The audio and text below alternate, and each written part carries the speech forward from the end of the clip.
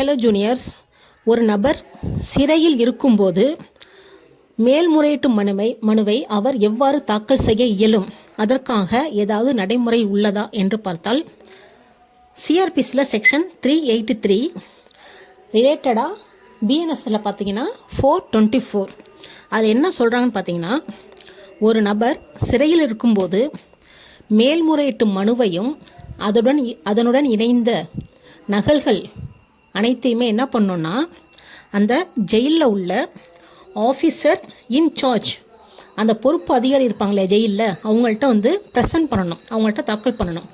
அவங்க என்ன பண்ணுவாங்கன்னா, அந்த பெட்டிஷனையும் அதனுடன் இணைந்த அந்த நகல்களையும் உரிய அப்பீல் நீதிமன்றத்திற்கு அனுப்புவாங்க.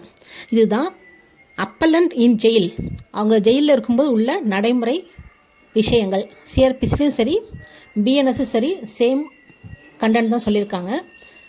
நோட் பண்ணிங்க. தேங்க்யூ.